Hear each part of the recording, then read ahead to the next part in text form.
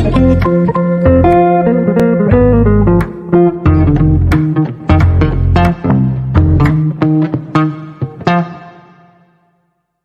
that you stand for and that we stand for be preserved under the providence of God for the happiness of mankind. Trouble is caused by unthinking people who carelessly throw away ageless ideals as if they were old and outworn machinery. But it is the values of individual liberty, equality before the law and the supremacy of people over the state to which we can always with confidence return as a powerful and uniting force. Australia is not a secular country. It is a free country.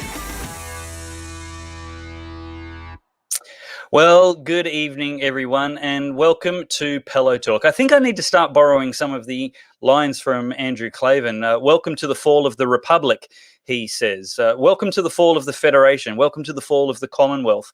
Welcome as we laugh our way through the demise of Australia, because if you didn't laugh, you'd have to cry. It's just getting crazier and crazier in this supposedly free land under a supposedly liberal federal government. Tonight, we're going to be talking about just how inverted reality has become. I'm certain, in fact, that we're living in an alternate reality. It's a parallel universe, perhaps. The laws of physics have been unraveled and abandoned, and there's no such thing as gravity anymore. There's no such thing as right or wrong. Right has become left and white has become black, and the liberal government has become totalitarian and authoritarian. The very people that we expect to protect our rights are now abusing our rights. The government is meant to protect citizens against threats, foreign and domestic, which jeopardize the freedoms God gave us. Government didn't give us freedoms. God gave us freedoms. As the founders of the American Constitution and democracy said, these rights are self-evident. They are unalienable.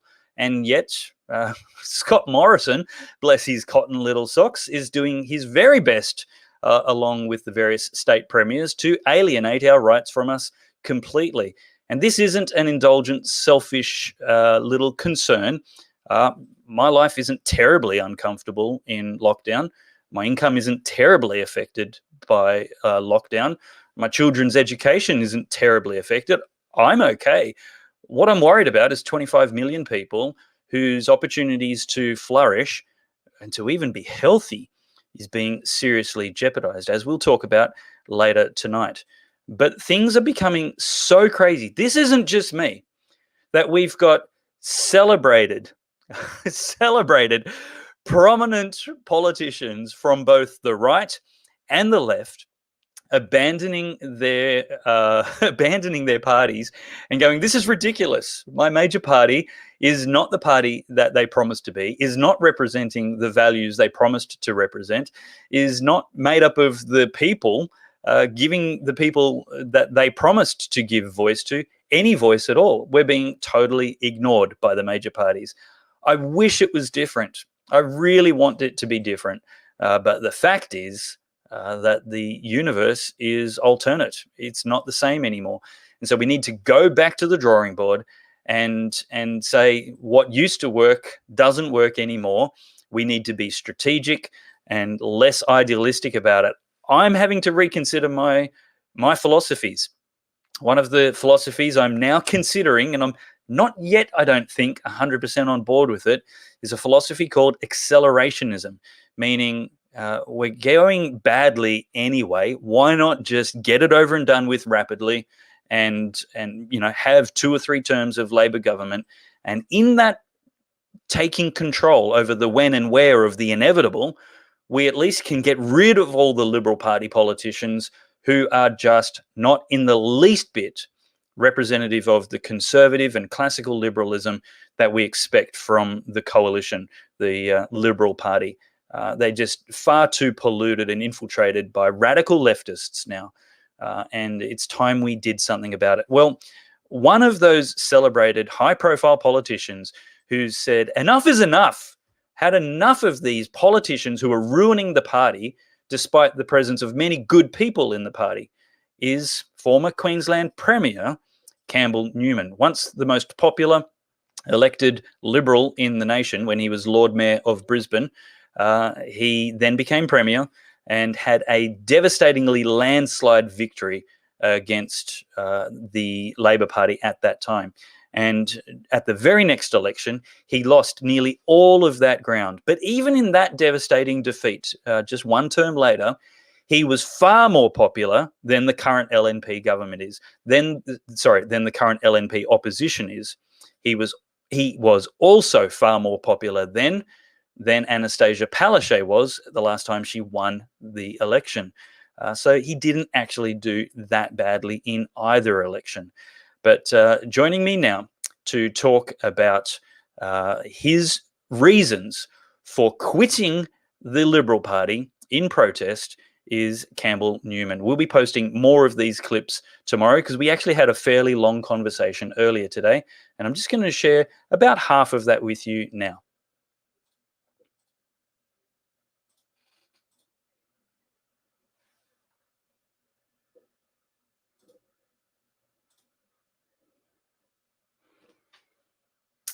Have we not got audio? Sorry? Have we not got audio? Can you hear it? Yeah. I can't hear it.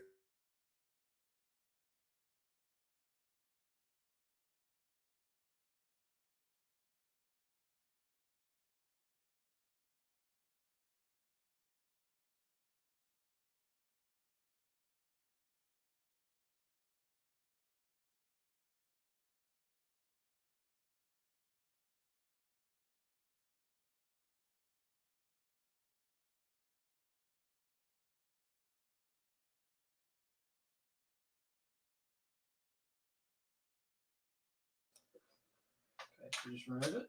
Yep. Okay, we're going to come back to that, to a small technical glitch. We didn't share it with the audio, but it'll just be a couple of seconds. It's very hard to find good help. And the reason for that is because we just don't have enough good source supporters. It's a great opportunity to say, if I could pay Matt, then he would be able to deliver this show properly and press the right buttons at the right time. So would you all please jump in and go to goodsource.news or davepellowe.com and actually just become a supporter. Chip in $5 or $10 a month, and we're going to be able to get the staff that we need to be able to produce a quality show instead of scraping the bottom of the barrel for the dregs that we have to put up with. I'm sorry, Matt, you're actually a very good volunteer. Have you got the technology okay yet? Thanks for bearing with us, everyone. We won't be long at all. You on top of it, mate? Not so much? Okay. Oh, that's all right.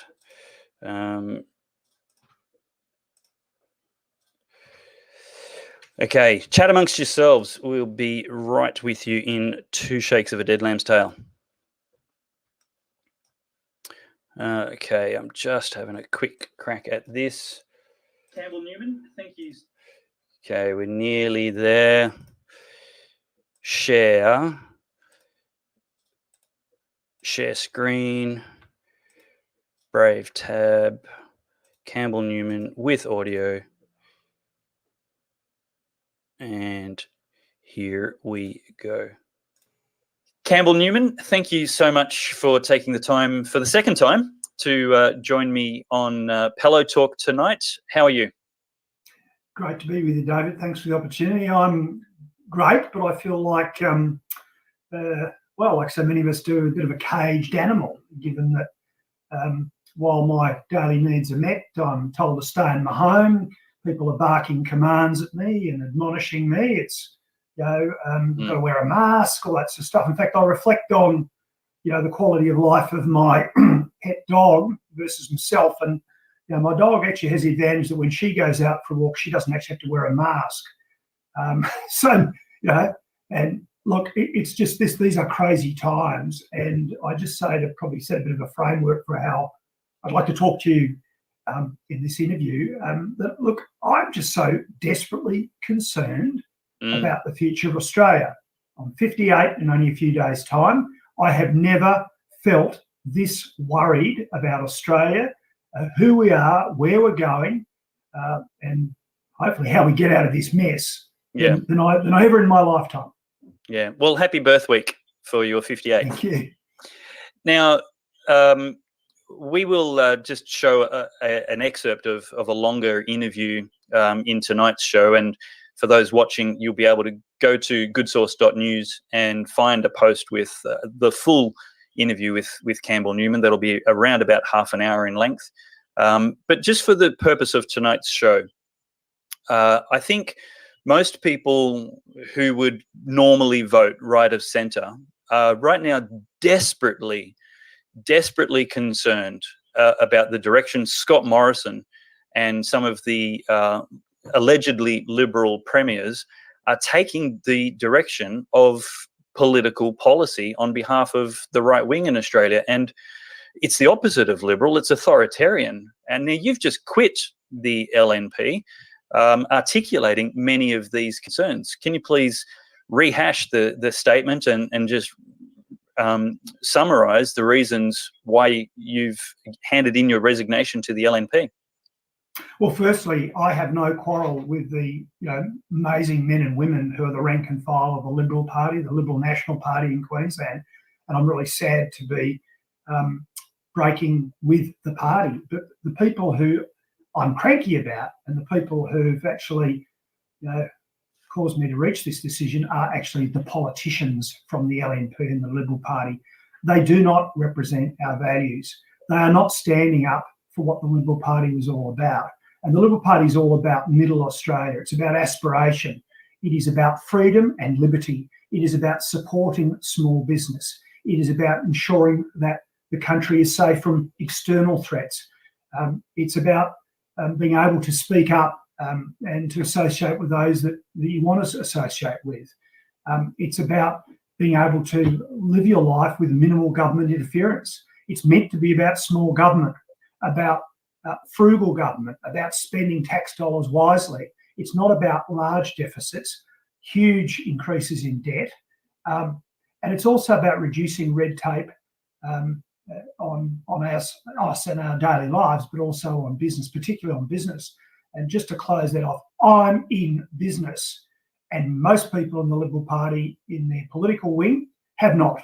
They haven't at all. They're political staffers or they come from industry associations, and they have not an idea at all about running a small business. Well, I do.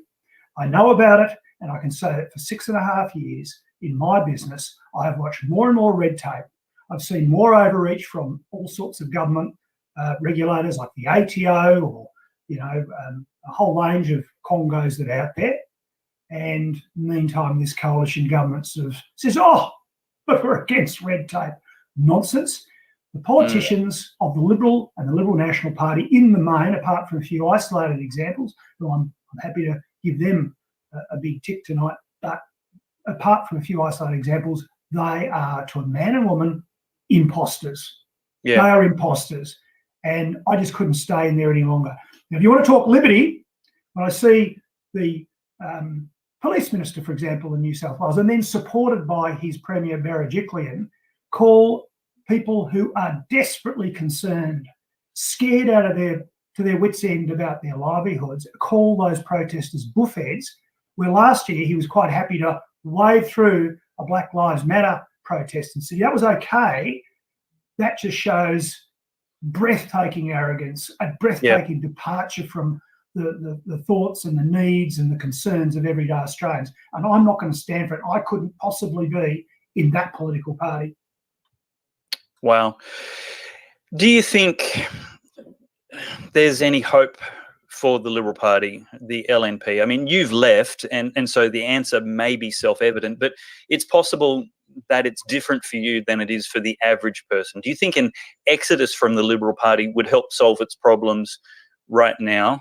Have you joined another party? I think there's rumours abounding. Can you confirm them, or have I missed the confirmation that you're standing for the LDP?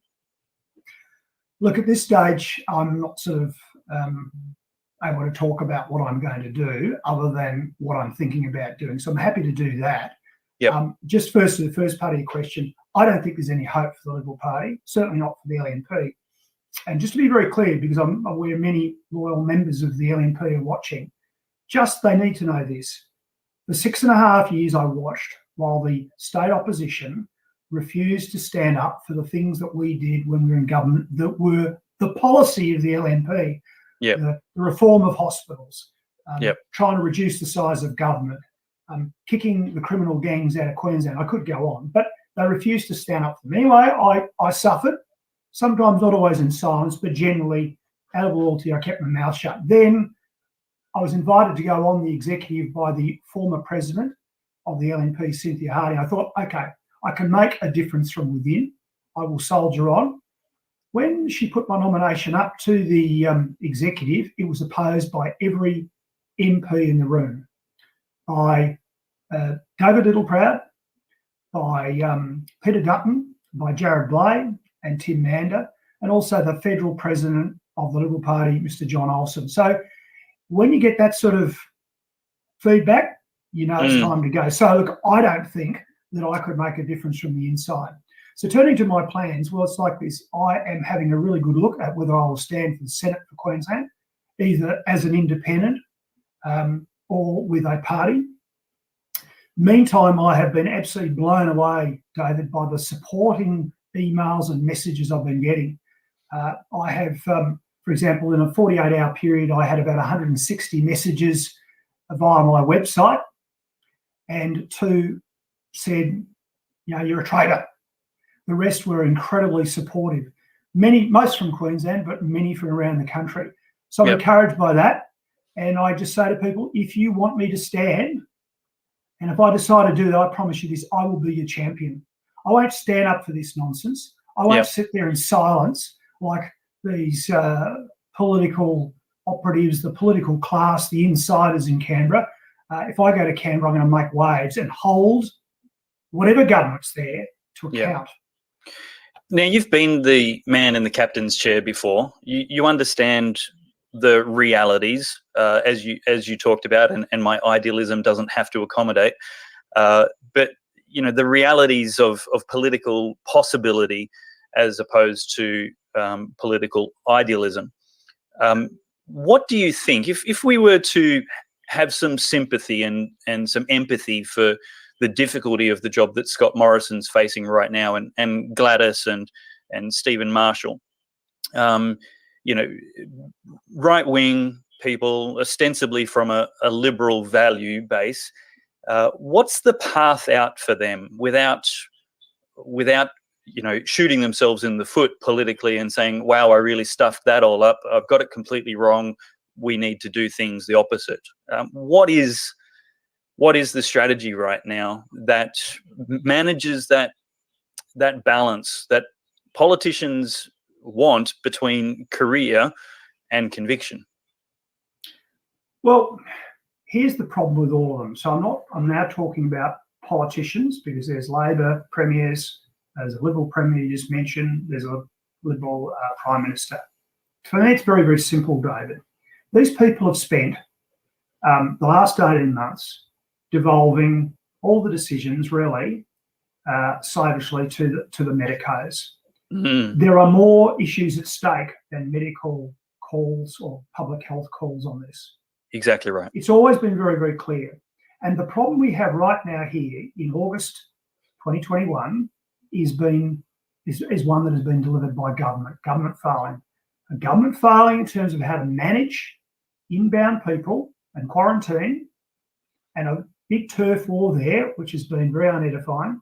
And secondly, it's about the failure of the vaccine rollout. And it's not just because of the federal government, it's because of things like a Queensland Chief Health Officer who has been instrumental in creating vaccine hesitation in this state. And there's huge stocks of AstraZeneca, but people don't want that because the CHO essentially said, you know, it's dangerous. And that's the message that's out there. So those two things, inbound quarantine and vaccination. So what do they need to do now to answer your question? Well, very straightforward. The first thing is this. by a date. No, I'm not the expert, but I'll pick a date. By the 15th of December this year, anybody who wants a vaccine will have been able to access a vaccine.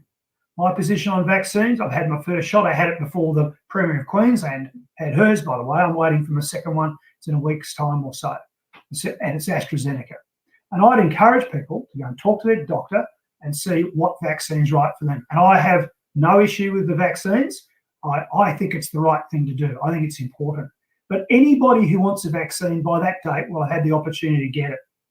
At that point, we're opening up. We're not going to have lockdowns anymore. We're not going to shut borders. We're not going to have vaccine passports. We're not going to have to use QR codes. Brilliant. If you get sick, the health system is there. We have a great health system in this country, and we will do everything to look after you. And we're going to tell you that, you know, the consequences of getting sick could be grave in some isolated case, in a small number of cases. And we've seen that overseas, that people could get quite sick. And that's why, you know, there's a recommendation there to get the vaccine. We should also look at alternative treatments. And I'm not going to get into that, but there's a lot of talk around out there, reputable talk, that there are treatments that people can have to actually try and mitigate the severity of COVID-19. Yep. So that should be the plan in terms of community and public health.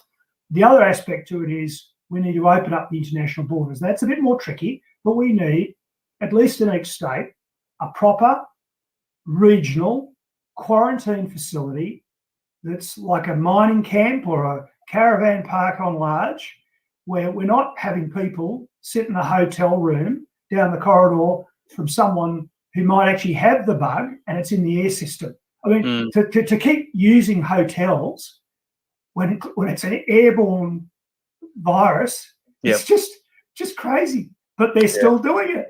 And I guess my final point is this: is they have done a bad job. I just get really frustrated, as you can tell, that the mainstream media want to let them off the hook. It's an island. We could have done better. We should have done better. Again, the problems we have today here in Queensland are due to the failings of the politicians and the bureaucrats, and so on and so forth. New South Wales and Victoria. Don't let them off the hook. Demand better. It's our tax dollars. And this has to happen, by the way. This plan has to happen because at the end of the day, the people who are being pulverised into the dirt are small business, and they will not survive. They will not survive if we don't do this. And they pay the taxes. And you public servants and you politicians, you know what? You work for us. Let's just go and deal with the specific. And you were sort of alluding to this. Take the very many calls for Dr. Young's made. Well, I happen to know right now that blood supplies in this city of Brisbane are incredibly scarce. The Director of Medical Services at Greenslope Hospital this morning put out an email telling medicos involved in the hospital, coming in outside medicos, saying, you got to be careful, save blood. Don't, you can't use blood. Wow. So what happens if they haven't got the blood group required for a particular patient? What happens if someone dies because the blood supply at that point in time runs out? Now, God forbid that should happen, but that's collateral damage. The point you made, David. This could be fought, and in the interests of our freedoms and liberties, the LNP should be fighting it. And if they won't, I sure as hell am going to. Yeah, and this is really the point: is that freedoms and liberties aren't selfish indulgences, and this is something we on the right super struggle with. Is we've got, I don't mean to pat myself on the back, but we've got all this common sense and truth and wisdom, and we just package it like it's, I don't know, brown paper.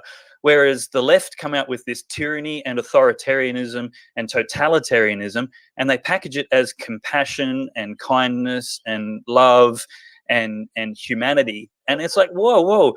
The lack of freedom and the lack of liberty is killing people. It's stopping people donating blood. It's stopping people get early cancer and heart disease and stroke and mental illness detections. We are actually killing people with government policy designed to be kind. David, many people may have seen this by now. I don't know if your viewers will have, but a 63-year-old man was arrested in the City Botanic Gardens in Brisbane in the last few days. Supposedly resisted arrest, but in the video it all looks pretty calm to me. They put handcuffs on him, and at some stage later, before they left the gardens, he has some sort of seizure, or anyway, he's on the ground, can't breathe, etc. Now, just stop right there. Why did he have to be arrested? Why did they have to put handcuffs on him? Why did they issue an infringement notice? Why didn't they issue something that I believe they still do, which is called a notice to appear? In other words, the magistrate's court. Why? And just hang on, he's 63 years old, okay? I'm almost that old myself, but he's in the group we're meant to be protecting. Yeah. Okay, we're meant to be protecting him and the elderly and the immune system compromised. And here we are, cardiac guy who then has some sort of life-threatening event. Now, the Queensland police are going the same way as the Victorian police. They are just getting full of themselves on this stuff. They're just really getting right into the moment. And my final point on that one is, meanwhile, we have the criminal gangs back in Queensland. We've all seen, there've been in the last 4 or 5 years, criminal executions on the Gold Coast. Yeah. So I wish the police would go and catch real criminals, apply force, reasonable force to real criminals, not 63-year-olds just out walking in the gardens who wouldn't do as they were told. Yeah, exactly right. And there's never, ever been a proven transmission of COVID outdoors. The police reaction was harmful with no possible benefit other than maintaining the dictatorship of the public health officials. I really appreciate your willingness to consider going back into politics. I appreciate the public pressure that you're putting on the government, just calling out the abandonment of their values, etc. So if you ever have a breaking headline for us, you might not get quite the same circulation here as you do with the Courier Mail or the Daily Telegraph, but consider us favourably. Thanks, David. I'd love to do it again. And I just say that if I do decide to do this, I would appreciate all the support I could get, whether I do it as an independent. I'm going to need that help. But if I join a party, I hope people think about coming and joining that party, because that's the way we perhaps make even more of an impact nationally.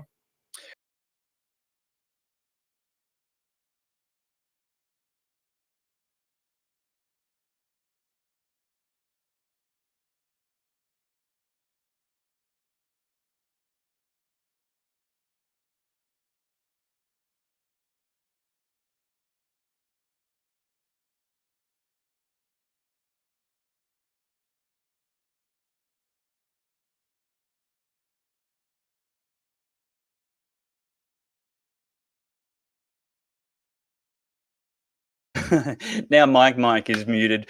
We're having such fun in the technical production room here at Pellowe Talk tonight. Apologies for the technical glitches.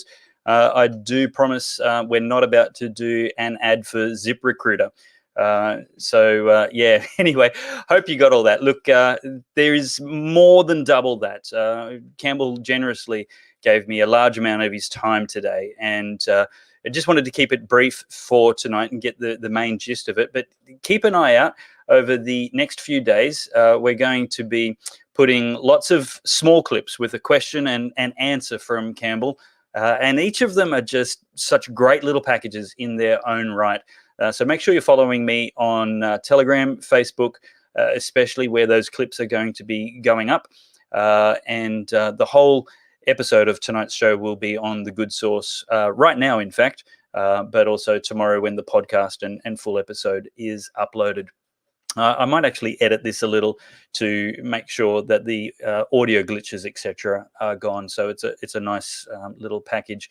Well, I'll tell you what, breaking news today, or even this week really, is the is Alberta, Canada. We've actually seen some amazing new happenings there, and that is that the government there has basically said, hey, you know, those rules everyone in the world has been claiming was run by experts for the last few years, out the window. This is entirely better. So the really frustrating thing is the citizens of Alberta, Canada, are protesting having freedom. They want the restrictions. So, headline, amid pushback, Alberta Health Minister defends plan to ease COVID-19 isolation, masking and testing rules. Health Minister is defending the province's plan to do away with most of its public health measures aimed at curbing the spread of COVID-19 as case numbers climb in Alberta. Where do we get a health minister like this? Can we please get rid of Jeanette Young and every other health officer and minister in Australia and get this person with common sense? Quote, this is a plan that is based on the science and based on the data, end quote. Well, magic bullet. Now you can do whatever you want because you quoted science. He said during an unrelated news conference, we know that people will continue to have that anxiety. That's the way we trained them. But this was work that was done by public health based on the science, based on the data. Yep, we've been telling you for ages. Right-thinking people have been telling you for ages. The science is selective. The experts are cherry-picked. There is a whole lot more to worry about. And a whole lot of what you assert as science is highly debatable because that's the nature of science.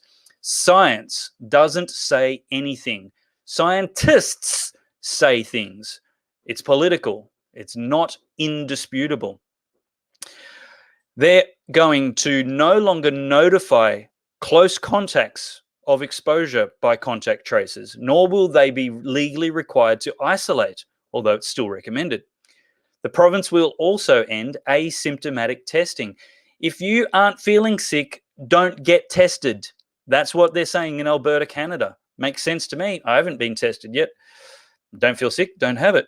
Further measures will be eliminated August 16th. People who test positive for COVID-19 will not be mandated to isolate at that time, but it is still strongly recommended. Isolation hotels will also close as quarantine supports end. You know what I've always said? The experts I've had on have always said, people are not rocks.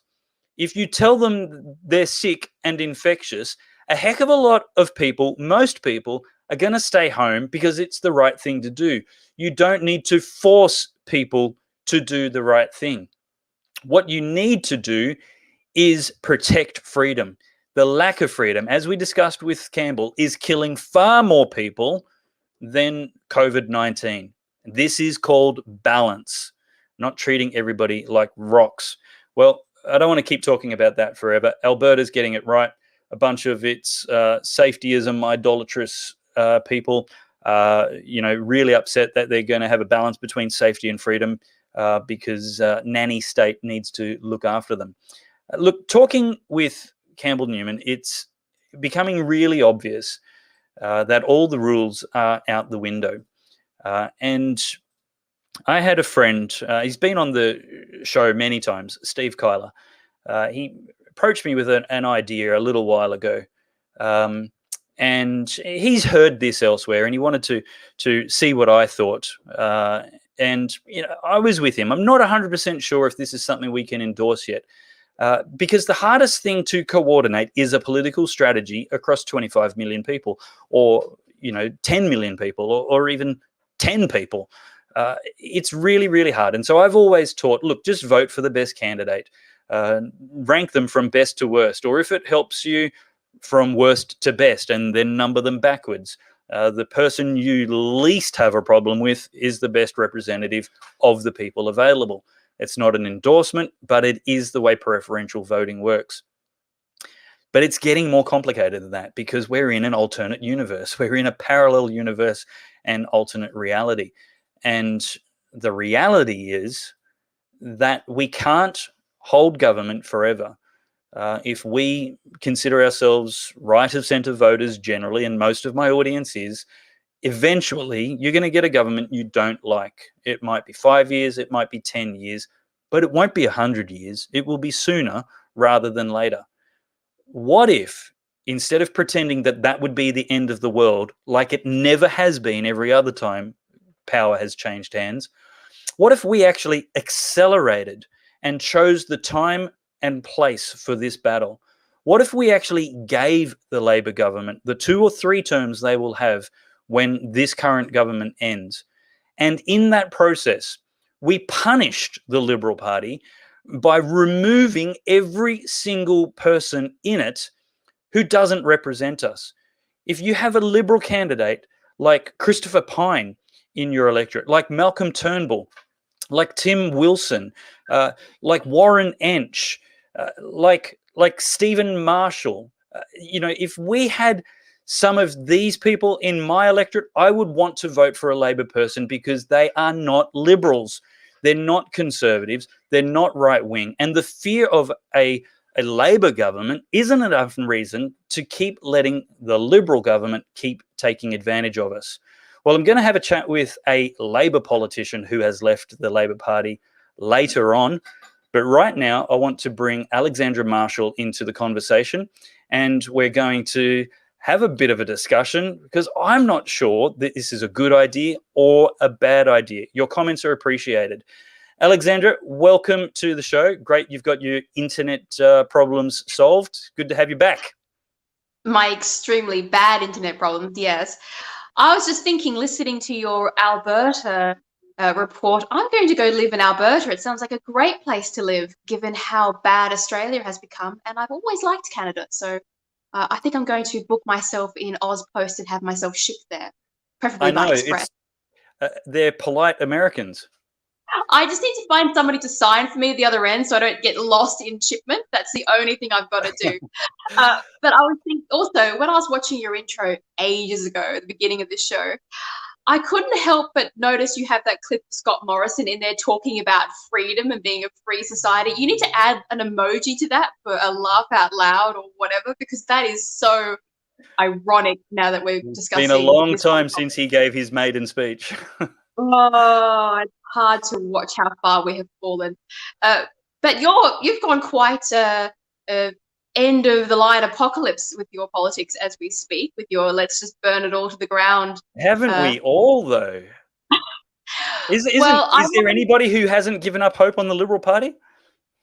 Look, I've always been of the opinion of just because Stalin is bad, don't vote for Hitler for punishing him. But I will come and support you with your idea of using the vote to punish the Liberal Party, because they absolutely need to be punished for what they have done. So my slightly modified version of your pitchforks and storm the revolution is to vote for the minor parties that are conservative, to pack the House with lots of independents and minor parties to make the pushing of legislation an absolute nightmare for whichever major party holds power. Because if you give Labor a complete mandate, just wait and see what they push through. You're much better off to bring it to a head. You're much better off to bring it to the head and make it very difficult so the people in power have to argue their case. And the more they argue their case, the more obvious it's going to become to everybody that they have no argument. Vote for minor parties. It doesn't matter which minor party, preference all the minor parties ahead of the two majors. And let's see what that looks like. Just pop up Deus Volt's last comment, Matt. He says he'd rather vote for minor parties, just like you're saying, Ellie. Let me get this exactly right. I'm not saying put Labor at the top of the ticket. What I'm saying is a combination. Absolutely. Put all of the best candidates first, all of the good ones. What I would normally do is put all of my independent minor Conservatives first, and then I'd put the Liberal National LNP candidate somewhere in the middle of the pack, above Labor, above the Greens, and above the cuckoo fringe radical insane leftists and independents who might also be on the ticket. Greens always at the dead set last bottom. Just if you don't know why, ask me later. I'd love to tell you. But what I'm saying now is maybe after we put all those minor conservatives and independent conservatives and classical liberals and right-thinking people who are in favor of freedom and sensible traditional values, maybe then we put Labor above Liberal in the middle of the pack to make sure we get rid of prancing poodles and other useless fake right of centre politicians, because we do need to burn the house down. And I just don't wonder if we haven't finally got enough frustration in the demos to actually achieve some of these more sophisticated electoral preferencing strategies that have been unachievable until the COVID policies. Australia needs to gut the major parties, put the major parties last, preference whichever independent you like first, and minor parties, and then work your way down the ticket and leave those major parties at the very bottom. Both Labor and Liberal have to be told that what they are doing is unacceptable. It's not only against the Constitution and the spirit with which this country was founded, it's against international human rights conventions. We've got Scott Morrison coming out this week. He knows that he can't introduce vaccine passports without coming awry of various agreements and treaties that he has signed. So he's putting pressure on the states to issue health orders to make private companies discriminate and segregate based upon medical status. Now, a good prime minister and a good leader would not try to find loopholes and ways around human rights agreements. It's just unbelievable what we are seeing happen to our Conservative Party and also to the Labor parties in the States, who are just as bad. Yep. Naughty Design says acceleration is stupid, with a ironic spelling. Look, that you might be right, Naughty Design, but I want to be really honest about considering its merits and its demerits, its pros and cons. Well, Dave, where's the Liberal Party at now? Like, how far have they already gone? We're talking about segregating people who are vaccinated, unvaccinated, having passports, getting people so they can't work, firing them from their jobs, locking them in their homes, making them unable to travel. I mean, how much further are the Liberal Party actually going to go? Are they going to stalk us in the street and make us have the jab whether we want it or not? Like, where is the line? Is there a line? And this is the question I've got. Like, Malcolm Turnbull protested marriage, marched in the political protest against the laws of the land. You're meant to be representing right of centre people, and it's just been a schmozzle. We've got the Liberal Party in New South Wales and South Australia introducing abortion to birth laws and euthanasia laws, and like, what is left for the Labor Party to wreck that the Liberal Party haven't beat them to? It's just what could they do? Like, I mean, I just can't wait till the next election when the Liberal Party trot out there where the fiscal Conservatives line. Somebody says, "But you've raised debt a whole lot," and then they say, "But Labor would have been worse." I mean, it's just so exhausting. Hold up there. I'm going to say something positive about Malcolm Turnbull. Are you ready? At least you knew what kind of ratbag Malcolm Turnbull was, and he was consistent in his misguided views. But with Scott Morrison, he is somebody without conviction. He will chase whatever line that he thinks is going to be popular in the press. If the whole of Australia turned around tomorrow and said, "We don't like lockdowns," he would change his stance overnight. He's only following whatever he thinks will do him good in the polls, and that is it. And you cannot reason with somebody like that because they don't have any founding principles. And that's more dangerous than someone who does. Yep.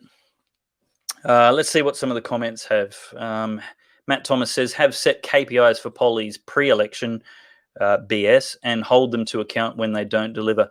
Look, some of these things we should be doing anyway. And look, your audience, Ellie, my audience, we're trying to help people get more sophisticated. And the biggest insult you could ever do to me, if you've watched more than one episode of what I do, is take a how to vote card and follow it instead of thinking for yourself.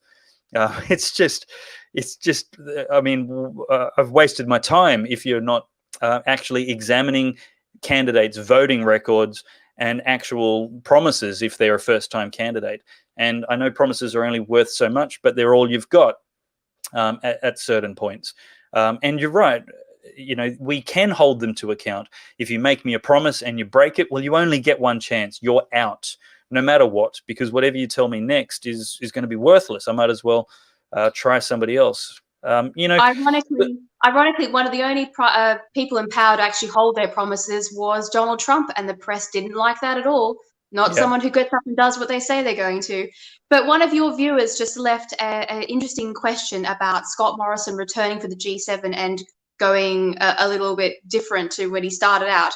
Just in response to that, Scott Morrison, before he went to the G7, so this is a while ago, he had the Build Back Better branding, not just in one of his policies, but also on his Twitter account, and it was removed when he found out that it was unpopular. So Scott Morrison hasn't so much changed his mind from attending the G7.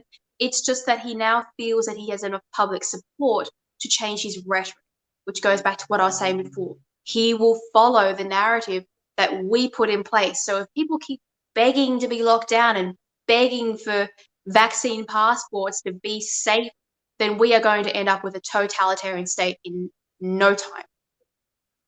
Yeah, look, one of the arguments for accelerationism, when I was in Family First, we got to choose some, I was part of the team that considered where our preferences would go, both for values reasons and strategic benefit of the nation, as well as strategic benefit of the members to see, what would help us get more influence and more, electoral chances.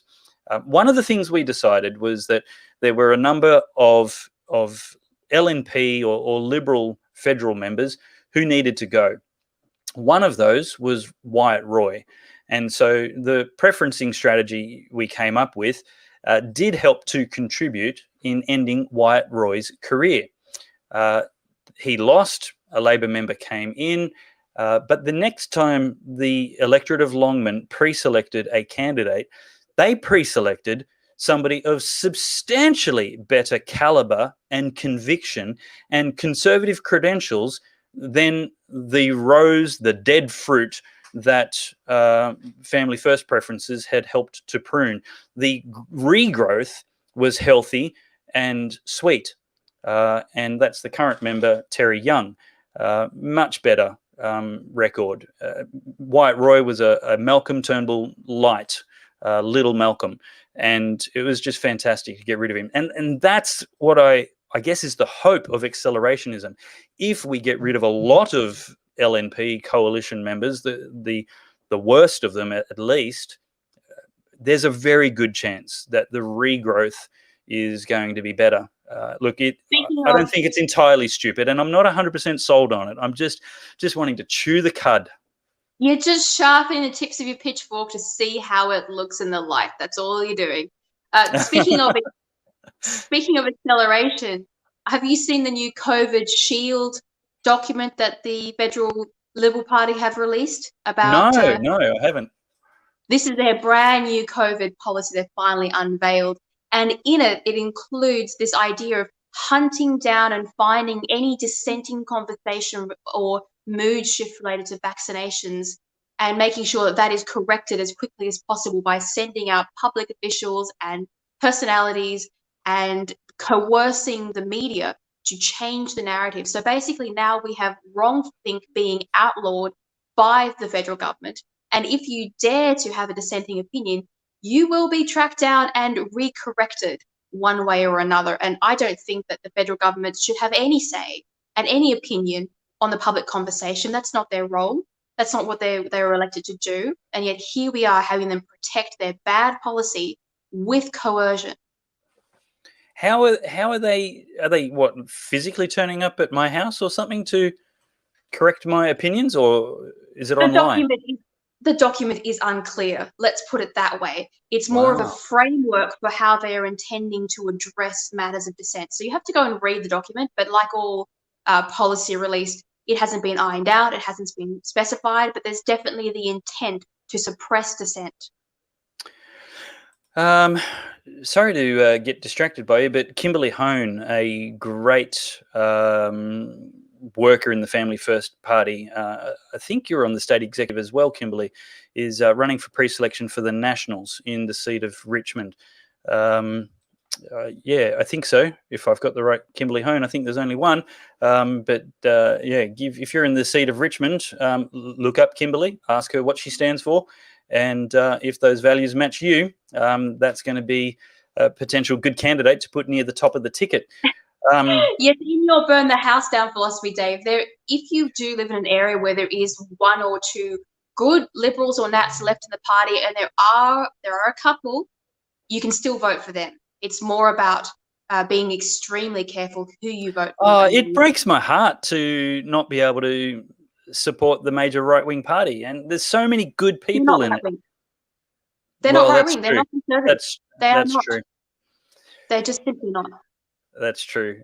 Kimberly makes the joke that I always make about my little brother, Josh. I call him my little bother. I think she's returning the favour, calling me a bother. Good on you, Kimberly. She corrected it with a typo after that. So funny.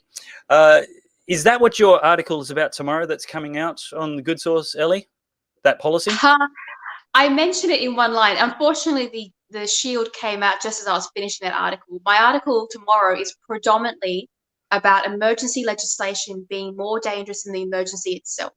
And so it's about how powerful the emergency legislation is, what its intention actually was when it was written, and how far politicians have come in misusing emergency legislation to expand their power. And as I point out in the article, the whole purpose of emergency legislation was to deal with scenarios that were impacting immediately, where there was no time for parliamentary process to catch up to something. This is things like there is an asteroid coming, we need to evacuate Sydney. There's been a terrorist attack, we need to evacuate the space. Things like that, which are immediate and short-lived and do not represent a permanent or major change to our laws. Emergency was not meant to be a way of drafting and erasing privacy laws or locking Australians indefinitely up or ruining the private business. That's not what it was about, and yet that is what we are seeing. And what the article is essentially about. So read it. I'm getting harsh. I think I'm getting cranky in my old age where I'm no longer writing peaceful pieces. They're sort of getting a bit pitchforky. We're all getting cranky now because, I mean, why wouldn't you? I mean, there's just that much anger at the people we elected to represent us, we elected to protect us, and they are turning out, as your article is going to point out, to be the bigger threat than the threats they're meant to protect us from. It's just insane. I had a particular go at Scott Morrison. I had a particular go at Scott Morrison for getting up in front of the cameras and pointing at healthy Australians and calling them and branding them a risk to public health, and then singling them out as a point of division, because what he did there was incite part of the population to attack and victimize another group of Australians. And that is unforgivable for a leader of this country, particularly a Conservative. Yeah, absolutely. Well, best let you get back to writing. Thank you so much for joining us on Pellowe Talk tonight. We'll try and have a longer segment with you next week if you're available. I will be here, Dave. Don't you worry about that. And thank you for having me on. All right. Thank you very much, Ellie. Good night. Well, that's Ellie Melly, Alexandra Marshall. You can find her on Twitter at Ellie Melly. There's the details there. And, of course, on the Good Source tomorrow night, you'll be able get that article from her. That'll also be in the podcast, of course. That's going to be great to grab that article from her. Well, coming up finally on Pellowe Talk tonight, we have an interview with Jack Snelling. But first, I'm just going to read a little article, a letter from Andrew Evans. Andrew Evans is the founder of the Family First Party. And I've done an interview with him a long time ago, very senior gentleman right now. And he says, "It is with mixed feelings that I write to you. Just over 4 years ago, after 16 years of keeping anti-family legislation from succeeding, Family First merged with the Australian Conservatives on the promise that they would continue the fight.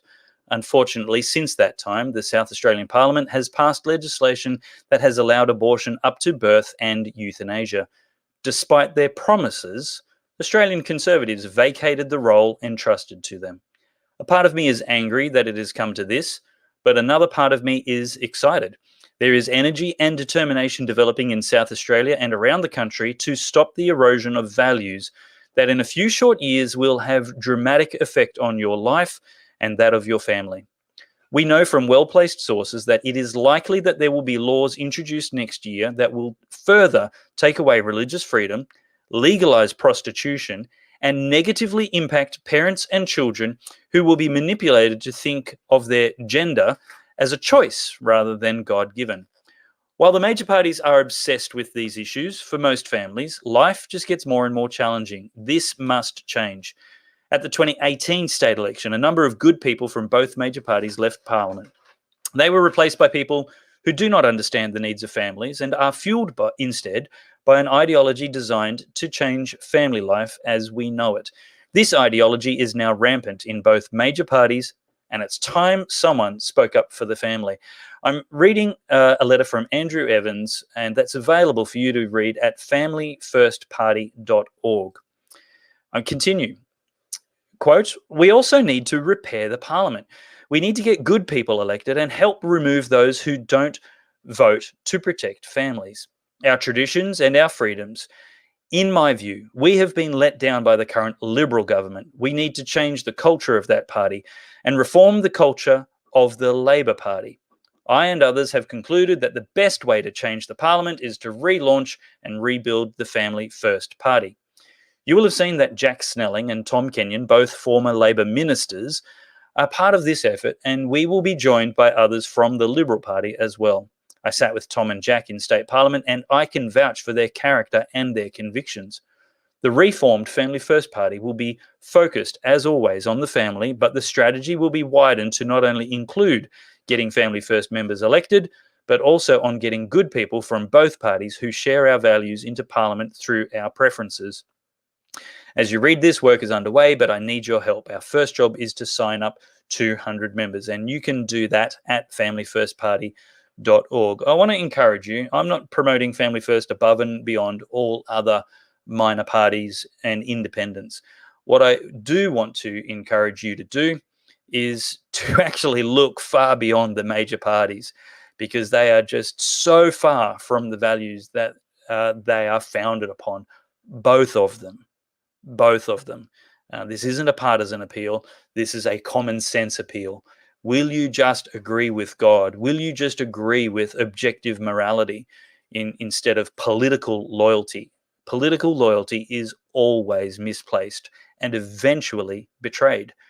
The best thing to do is to remember they work for you and continue to demand that they do the job properly. Matt, have we got that clip just about ready? Good to go? All right. We are going to give our volunteer producer another crack and see if we can't find a reason to fire him. Let's have a look at this interview from Jack Snelling. Jack Snelling, welcome to Pellowe Talk. Thank you so much for taking the time to chat with this rusted-on right-winger. That's an absolute pleasure, Dave. Your main reason for starting Family First isn't got nothing to do with religion, is it? I mean, we're certainly concerned about the direction of things in South Australia. We've seen the current government introduce legislation to allow for abortion on demand up to birth, to allow for euthanasia. And we're now seeing them circulate legislation that will take away the exemptions that exist for faith-based organisations in the Equal Opportunities Act. So we'll take away the right, for example, of Christian schools to employ teachers whose values are in sync with the school and who come from the faith tradition of the school. My kids have gone to Christian schools, and the fact that all the teachers are practicing Christians is integral to the whole ethos of the school. And to see that taken away, I think would be something very bad. And something, it's the reason most parents at that school, at those schools we've sent our kids to, have done so. And I can't believe that we're seeing this coming from a Liberal government. Well, from this Liberal government, it's just the latest in a shocking array of radical left policy positions. So unfortunately, we perhaps shouldn't be surprised. But tell me, is your plan to legislate positively for religious freedom, or is it to maintain the status quo and not unwind some of the existing things? That's a good question. One that requires a lot of thought. I think in the first instance, we're sort of, to be honest, a reactive party. We're seeing what's happening, and we really want to stop and try and bring some influence to bear on the government. I mean, the thing is, my perception is that both Labor and Liberal parties, the Labor Party doesn't believe Christian votes can be won, and the Liberal Party doesn't think Christian votes can be lost. And until Christians are prepared to basically swing behind people with values, people who will protect their freedoms, we're going to continue losing these battles. We had 5,000 people march in the Walk for Life in Adelaide. The numbers of people who wrote to MPs opposed to the abortion to birth legislation, as opposed to those who supported, would have run, I would say, 99% of letters to MPs were opposed. Wow. On the contrary, the protests in favour of the legislation scraped together a few hundred people at most. Wow. And yet, members of Parliament, put through in overwhelming numbers this radical legislation. And I think that needs to be a wake-up call for us. The old party political allegiances and tribal loyalties can no longer apply, because the direction this debate's going is from one of licitness, from allowing things like abortion to birth and euthanasia, to one of being compulsory or taking away freedoms. So the rights of Christian doctors to conscientiously object from things like abortion and euthanasia are being removed. The rights of Christian faith-based hospitals to not have those procedures in their hospitals and being forced to refer are being removed as well. Moves afoot to take those things away. Yep. And unless we start thinking very, very differently as Christian voters, we're in a lot of trouble. Yeah, you're 100% right, and you're exactly saying what I've been saying for many years, and that is you can't judge a vote based on the person's party. The Liberal Party has taken Christians for granted for far too long, and if we continue to facilitate their confidence, they will continue to take us for granted and continue to lurch ever further towards far left policies and further away from good traditional standards. Now, tell me, I've got so much I want to talk to you about. I'll have to have you back for a long form interview one time if you can, with a little bit more planning and notice. Thanks for being available at short notice today. But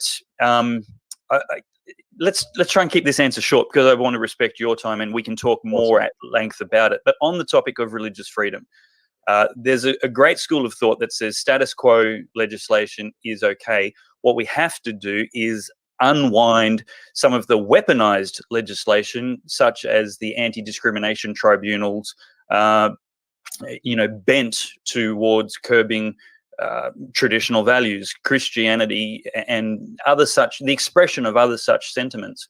What are your thoughts? Can that egg be unscrambled? That's a hard question to ask in a short period of time, Dave. Look, we'll have a longer conversation about it. Yeah, I mean, there are two schools of thought, and I think there's merit in both sides. I mean, there are arguments against using essentially using anti-discrimination legislation to proactively protect Christians and protect faith. And then there are those who would say, well, actually, the problem is this legislation, full stop, and we shouldn't be adding another layer of this another layer onto this already complex legislation. I'd probably fall more into the former camp, to be honest. I think at least strategically and politically, our best bet is to use these protections to also protect freedom of religion and to ensure that there's rights to conscientious objection. But there will be people who disagree with me, and look, we can disagree in good faith, but I think at the moment, really, the key battle is we at least need to stop the slide that we're seeing into these things, getting worse and worse, and getting to the point where, in effect, it's going to be, I would call it's heading towards the criminalisation of Christianity. And we've seen that in Victoria, where just traditional sexual teaching, is for all intents and purposes criminalised, and that's really dangerous for Christians. Sure. Now, one of the heroes of mine politically is the man who retired at the age of 65 and then decided it was a good time to begin a career in politics. Andrew Evans. He started the Family First Party and was very successful in his retirement career. And that's the kind of retirement I think we should all aspire to, making fantastic changes for the residents of South Australia and Australia generally. A great legislative achievement record for a minor party. In my role, former role, many years ago as a state executive member of the Family First Party in Queensland, we came under criticism quite frequently for the strategic preference deals that we made. And it was a constant battle for me to educate people, you control your preferences. The party doesn't control your preferences. Only the person holding the pencil to the ballot paper chooses where preferences go. However, if there is a benefit to the members if we can do some strategic preference deals. Can you give us an indication of what kind of preferences you would generally be considering at the moment as a former Labor member? Will they be mostly towards those on the right wing of the Labor Party? Will you be preferencing traditional family value candidates, whatever side of politics they're on? Or what kind of deals are already in place, and what I guess that's a question everybody in South Australia is going to want to know. If they follow the Family First How to Vote guide, where are your preferences going to be directed, generally speaking?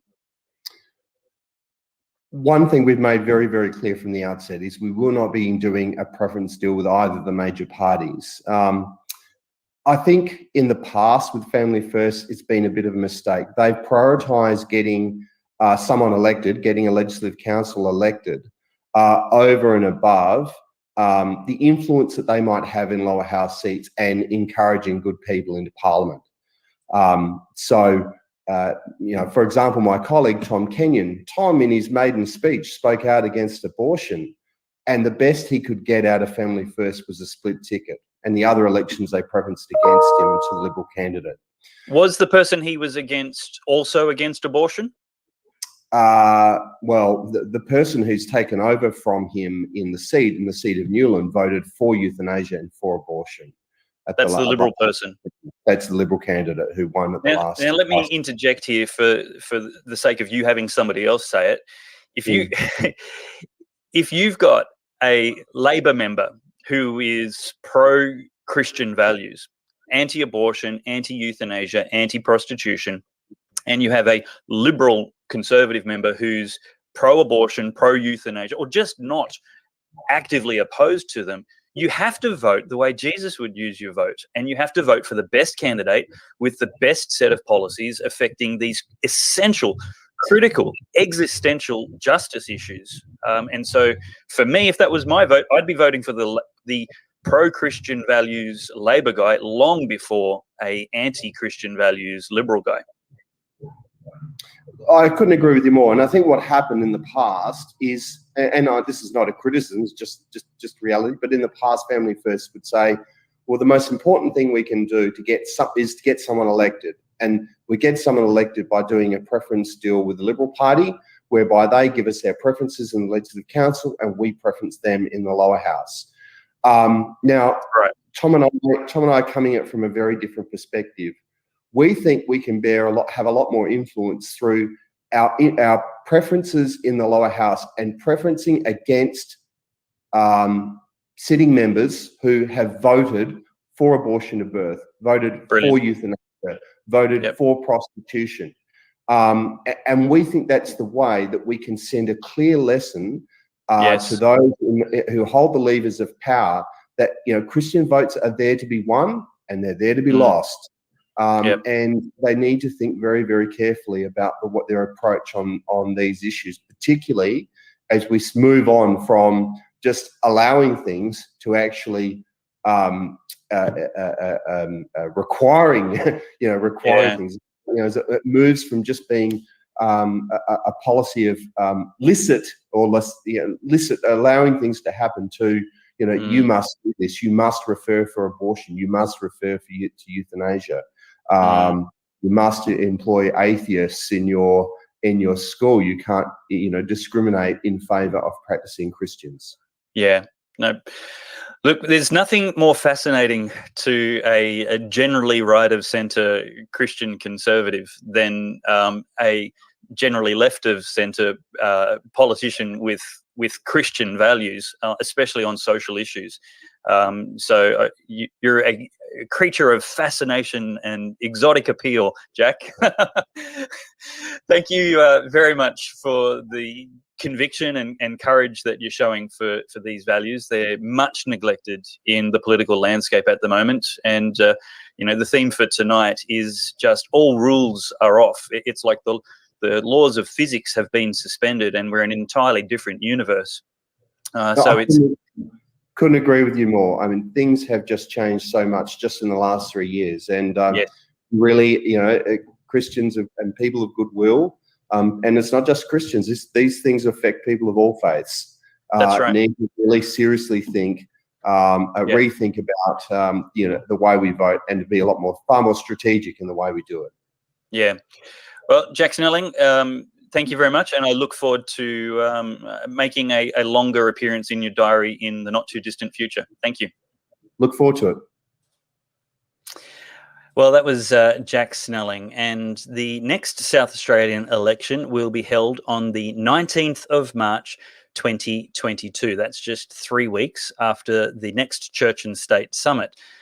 Now, the current Premier of South Australia, Stephen Marshall, and his Attorney General, Vicky Chapman, they belong to the Christopher Pyne faction, about the most leftist creatures in politics you could find. And they're in the Liberal Party. You need to think very, very seriously. If you're in South Australia, if the Liberal candidates or members of Parliament in your electorate truly represent your values and if they truly deserve your primary vote. We've seen the South Australian Liberal Party this year make headlines for all the wrong reasons. Not only a raft of terribly unjust human rights abuses posing as laws, but even their proactive mission to expel and reject Christians from the party. This is not the party that you can vote for. Now, you maybe should become a member of the party to help influence it, to help change it, to help get better people into the pre-selections and get rid of some of these incumbents and other leftists that are trying to take over. But be aware that will be a game requiring patience and maybe a decade's worth of it before you will actually see any fruit for it. But that's a very important job because right now there is no alternative major party. We really do have to just create some kind of logjam in Parliament by having so many minor parties and independents that passing vast amounts of legislation is just difficult. And government should move slow. It should be small. There shouldn't be easy for one party to rule with absolute recklessness, as we see being so common. It doesn't need to be easy for politicians. It needs to be slow, it needs to be hard, it needs to be careful, and it needs to be deliberate. So I'd encourage you to have a consideration of Pauline Hanson's One Nation Party, the Great Australia Party, Family First Party, and there's so many other right-thinking people who are putting up good candidates, far better than the current Premier and his cohort in South Australia. It's a great piece of advice to follow all across the nation. Put all of the right-thinking people at the top of your ballot, and then maybe flip a coin on how the major parties go in the middle of that ballot, and of course putting the Greens dead last. But something very serious to consider before the March election in South Australia. Well, I think we've pretty much come to the end of the show for Pellowe Talk tonight. I thank you very much for your company. I thank you very much for your support, donations that have come in even during this show tonight. Very gratefully appreciated. Apologies again for the technical glitches. We're looking forward to having more infrastructure and support. I'm going to have to show you some photos of the studio renovations going on at the moment. We're changing the storeroom into an office and production room, which is exciting. And now we just need to find somewhere to put everything. But right now it's on the production floor. But that's it for this episode of Pellowe Talk. And we will see you next week at the same time. Good night. Today, we need a special kind of courage. Not the kind needed in battle, but a kind which makes us stand up for everything that we know is right, everything that is true and honest. We need the kind of courage that can withstand the subtle corruption of the cynics, so that we can show the world that we are not afraid of the future.